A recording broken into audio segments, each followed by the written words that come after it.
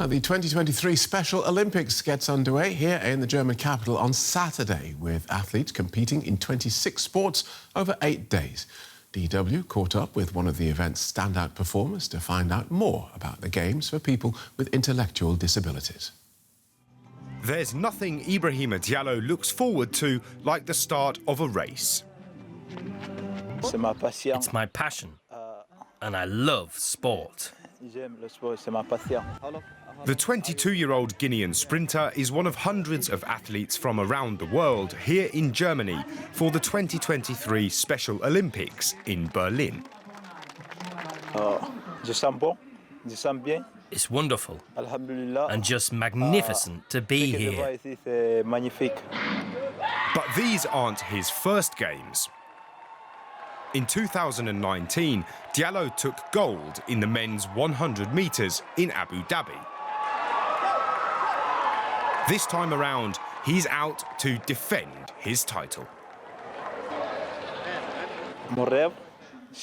My dream is to become a star the world over, for everyone to talk about me and Guinea. I'm proud. Before the final leg of the journey to the German capital, a brief spot of sightseeing at the Cologne Cathedral. Diallo and his Guinean teammates have high aims for the upcoming Games. My goal is to make the Special Olympics better known, to help us grow. Should his wish be granted, Diallo's sporting dreams will become reality at the 2023 Special Olympics. Well, Timothy Shriver is chairman of the Special Olympics. His mother, Eunice, founded the event back in 1968. Welcome to DW. Thank you. And what was your mother trying to achieve back then? Well, I think she had a vision that we could end discrimination against people with intellectual disabilities. In those days, as I'm sorry to say still today, most people assume a person with an intellectual disability can't learn, doesn't have value, can't be successful in the workplace. She thought that if we could show the ability of people with intellectual disabilities, if we could show them as athletes, as champions, as heroes, that the discrimination would start to yield and we would start to recognize that everybody has a gift, and that was her hope. And how has the event evolved in the 55 years since it started? Well, look, we started in one event in Chicago in 1968. Today, we're 188 countries. In a normal year, we'd have 100,000 Special Olympics games in communities all around the world where mothers and fathers and volunteers join together.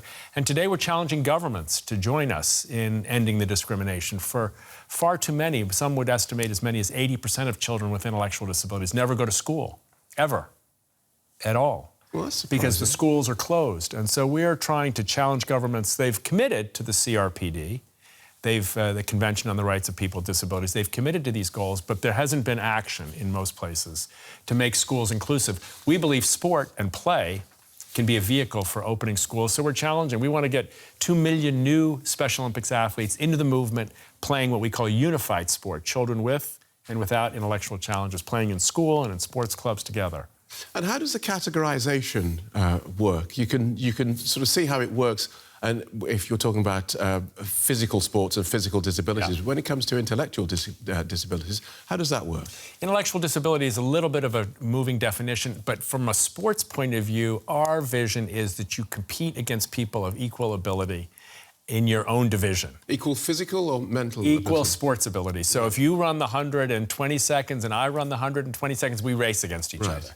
If you run it in 30 and I run it in 50, I don't race against you, you race against someone else. Okay.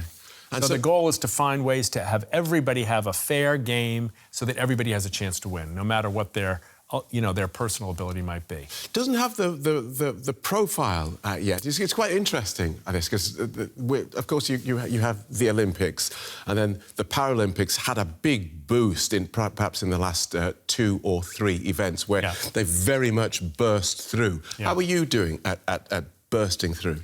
Well, we're always trying to burst through more. We're very confident that these games in Germany will be a great success. We are very confident that this country will embrace the idea that Special Olympics presents the challenge to be more inclusive in sports clubs and schools. We hope that message will radiate across Europe.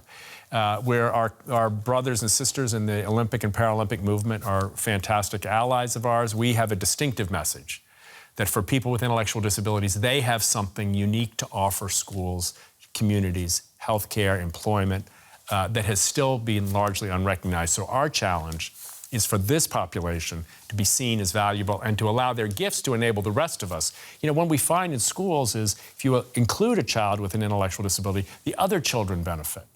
Other children do better academically. The school climate improves. Children see that everybody's got gifts, and they respond to that message with better performance themselves.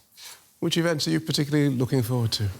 Well, tomorrow's opening ceremonies will, of course, be extraordinary. We'll have the entire world present, 180 plus countries, represented not by politicians and not by diplomats or not by scholars, but by the world's most humble people, the world's most open, welcoming, and inclusive people. I can't wait to see what that's going to feel like in the Olympic Stadium that we last saw an Olympic torch in 1936. And in those games, which were dominated by the specter of a violent, oppressive, and extraordinarily mean-spirited regime, today we now will be welcoming into that same stadium maybe the legacy of Jesse Owens, these new pioneers, these new rebels for dignity and inclusion. Well, we wish you well with that. Thank you for sparing us the time and coming in. Special Olympics Chairman Timothy Schreiber. Thank you. Thank you for having me.